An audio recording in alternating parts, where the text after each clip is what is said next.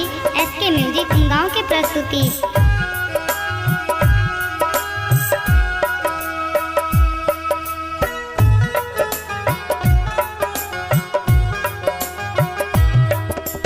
सगड़ देह में भस्म लगौने डमरू डम डम डम डम कई गर्दन सर पकहाड़ पहिरने चंदा ललाट चम चम चम कई। सगड़ देह में भस्म लगौने डमरू डम डम डम डम कई गर्दन सर पकहाड़ पहिरने चंदा ललाट चम चम चम कई। गर्दन सर पकहाड़ पहिरने चंदा ललाट चम चम चम कई।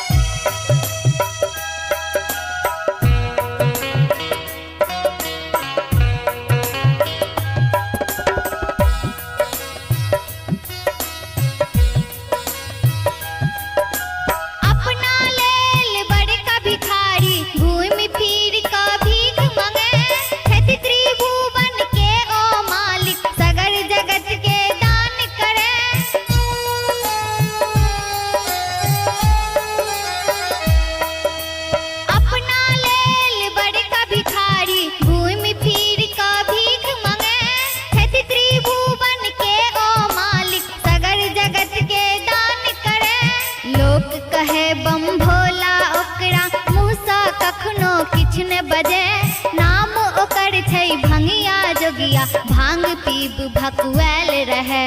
सगड़ देह में भस्म लगौने डमरू डम डम डम डम कई गर्दन सर पकहाड़ पहिरने चंदा ललाट चम चम चम कई। गर्दन सर पकहाड़ पहिरने चंदा ललाट चम चम चम कई।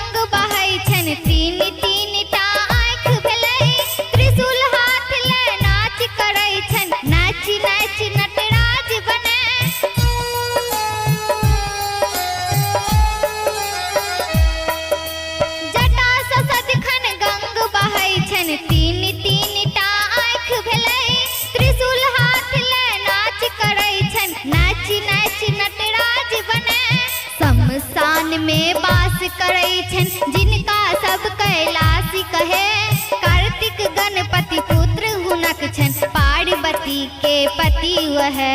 सगड़ देह में भस्म लगौने डमरू डम डम डम डम कई गर्दन सर पकहाड़ पहिरने चंदा ललाट चम चम चम कई।